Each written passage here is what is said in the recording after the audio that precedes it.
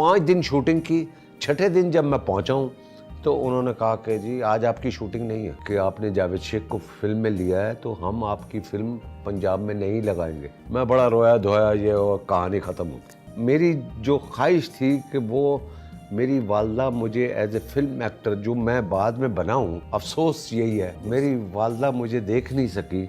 Welcome back खवातीन हज़रात, आप देख रहे हैं मेरी माँ और बात हो रही है लिविंग लेजेंड जनाब जावेद शेख साहब से। तो एक तरफ आप अपने वालिद से शदीद मोहब्बत भी करते थे, इसका मतलब? यस बट मुझे देखे जो मेरी 1983 में फिल्म मुझे दोबारा मिली अनकही के बाद, अच्छा सॉरी फ्लॉप थी। इसमें बीच में एक एंगल एक और है कमाल का। फ्लॉप थी मेरी पहली फिल्म। राइट। दूसरी फिल्म साजिद साहब मुझे मिली जिसका नाम था बीवी हो तो ऐसी। ठीक है। बीवी हो तो ऐसी में शबनम फिर हीरोइन, वाह, मगर हीरो शफी मोहम्मद। अच्छा, ठीक है। डायरेक्टर जाहिद शाह। और ये मेरे पास आया, कहने लगा जी इसमें एक सेकंड हीरो का रोल है। आरजू एक एक्ट्रेस होती थी, नाज पान मसाला, बिल्कुल नाज पान मसाला। वो उसके साथ आपका पेयर है और आपने ये काम। मैंने कहा यार मैं तो हीरो आया था, आप मुझे सेकंड हीरो ले रहे। शफी ने कहा यार छोड़ दे यार, हम लोग दोस्त है, ये है वो है, मजाक करेंगे ये है। मैंने फिल्म कर थे आप लोग शफी? हाँ हम लोग थे ना पहले से। और टीवी पे मैं बैरोज ये तो हम दोस्त थे। यस ऑफ कोर्स यार। उसकी भी एक एंगल है ना कि 81 में मैं शफी मोहम्मद और बैरोज तो सीरियल छोड़ के शारजा चले गए थे। आप लोग क्या कंट्रोवर्सी निकली थी यार। ओ दीप्ति नोवेल के साथ जो फिल्म गजनफर वाली फिल्म जो दूसरा किनारा, वो शफी भाई को तो बैन कर दिया था अगले 2 साल। कहानी सर एक अलग है, मैं तो कह रहा हूँ ना। तो खैर मैंने वो फिल्म कर ली। 5 दिन शूटिंग की। छठे दिन जब मैं पहुंचा हूँ तो उन्होंने कहा कि जी आज आपकी शूटिंग नहीं है। मैंने कहा खैरियत? बोला बस वो शाम को आप जबीस होटल में कमरा नंबर सो एंड सो आप आइएगा, आपसे बात करनी। मैं घबरा गया। मैंने कहा अल्लाह खैर करे, क्या है? कुछ पता नहीं। शाम को पहुंचा सदर में। बहुत जबीस उस वक्त पीसी था, सब कुछ वही था, सब बिल्कुल ऐसे ही। तो खैर पहुंचा हूं तो वहाँ देखा रश लगा हुआ है, लोग बैठे हुए हैं, धुएं से कमरा भरा हुआ है। मैं जाके खड़ा हो गया। हाँ भाई वो देखो बात ये है कि ये फलां बंदे आए हैं लाहौर से, ये डिस्ट्रीब्यूटर है लाहौर का, असलम पॉपुलर पिक्चर वाला, उन्होंने भेजा है, वो इस फिल्म को डिस्ट्रीब्यूट कर रहे हैं पंजाब। उन्होंने डायरेक्टर और प्रोड्यूसर को बोला है कि आपने जावेद शेख को फिल्म में लिया है तो हम आपकी फिल्म पंजाब में नहीं लगाएंगे। क्यों? नहीं, क्योंकि फ्लॉप एक्टर को आपने ले लिया। वो धमाके की वजह से। धमाके की वजह से। तो उसने कहा कि फिर उसने कहा कि मैं तो इसको हटाएं और फैसल रहमान को लेके आए। ओह पान मसाले वाला। यस नहीं अपना वही उसके साथ वो भी था ना उस yes, yes. तो वो मगर उस वक्त हीरो रह चुका था, बाबरा के साथ फिल्म थी बिल्कुल से, वो हिट हो चुकी थी yes, आज वाली। एग्जैक्टली। तो वो उसने कहा कि भाई इसको लो और जावेद शेख को निकालो। अब वो जो कॉन्फ्रेंस हो रही थी जबीस में, वो इस वजह से हो रही कि मुझे निकालना है और उसको लेके आना। अब उन्होंने अपना फैसला सुना दिया, मुझे निकाल दिया, फैसल रहमान को ले आया। मैं बड़ा रोया धोया, ये और कहानी ख़त्म हो गई। अब भाईजान अनकही आ गया। अनकही सुपर डुपर हिट हो गया, बल्कि बियॉन्ड हिट हो गया। हाँ उससे तो बड़ा कोई साथ प्ले का तो सब अभी तक नहीं है। अनकही आया तो शनाज शेख एक कमाल चीज। हाँ जी। तो उसके बाद एक फिल्म बन रही थी जिसका नाम था कभी अलविदा न कहना। सतीश आनंद और नजर शबाब साहब ये दोनों मिलकर फिल्म बना रहे थे। एक इंग्लिश का नॉवल था मैन वुमन एंड चाइल्ड, जिसकी कहानी इंडिया में भी बनी मासूम के नाम से, नसीरुद्दीन शाह और शबाना आजमी। वो एक कहानी इन्होंने यहाँ पर लेके कभी अलविदा न कहे। 2 लड़कियाँ उसमें, Shabnam again and Sabita from Sri Lanka.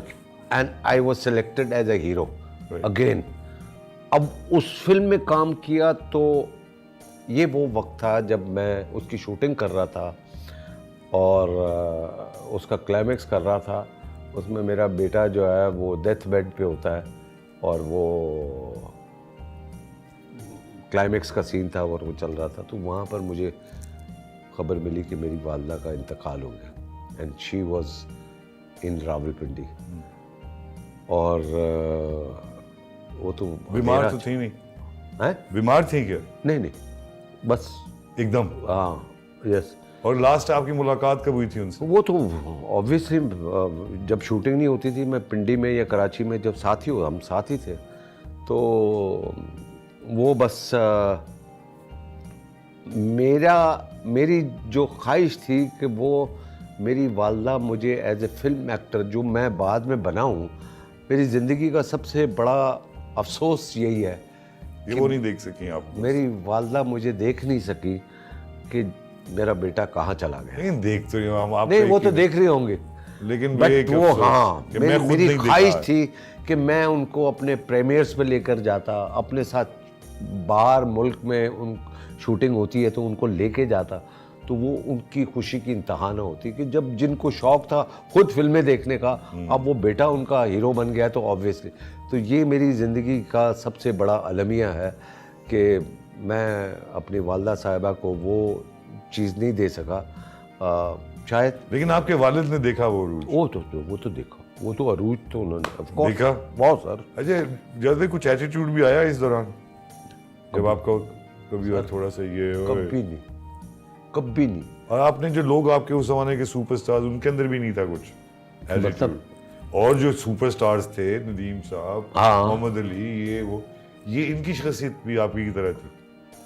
नहीं, सबका अपना अपना एक अंदाज था। मेरा तो ऑब्वियसली मैं सबसे जूनियर था तो मैं उनकी रिस्पेक्ट करता था। नदीम साहब से आज भी मेरी दोस्ती है, अली साहब से मेरा, ये अली साहब और नदीम साहब तो वो लोग हैं जिनके साथ मैं पीसी में जाकर तस्वीरें बनाता था।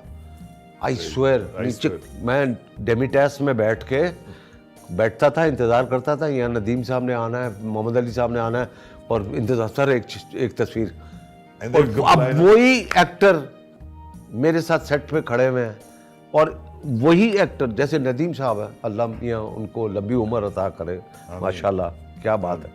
तो अब वो एक्टर मेरे साथ पैरेलल काम कर रहे हैं। तो ये माँ की दुआ है आप? देखो ना, एक जगह पे आके एक प्रोड्यूसर कहता है कि यार मेरा ख्याल है जावेद शेख को हीरो लेते हैं, नहीं यार नदीम को लेते हैं। तो ये चॉइस जो थी, ये बड़ी बात थी। इन लोगों के साथ जब आप, जाहिर है एक पूरी ड्रीम होती है इतने बड़े अदाकारों के साथ आना आपका, तो किस तरह से कोप कैसे करते थे आप? ये मुझे बताएं ना, ये कॉन्फिडेंस कैसे आया कि एक तरफ तो आप इतना बड़ा एक आदमी को दूर से देख रहे हैं, कभी सोचा ही नहीं है कि इनके सामने आएंगे, और फिर आप सामने खड़े, तो how do you prepare yourself for it? मैंने हमेशा ये सोचा था कि कोई भी हो, उस पे अगर मैंने वो चीज़ सोचना शुरू कर दी तो फिर शायद मैं काम नहीं कर पाऊँगा। तो लिहाजा बेहतर ये है कि अपना जो काम है उसको मैं सही तरीके से लेके चलूँ, और मैं ना ये देखूँ कि मेरे सामने कौन है। और मैंने पहले दिन से अपने आप को वैसे रखा। ये बिल्कुल ऐसे ही है।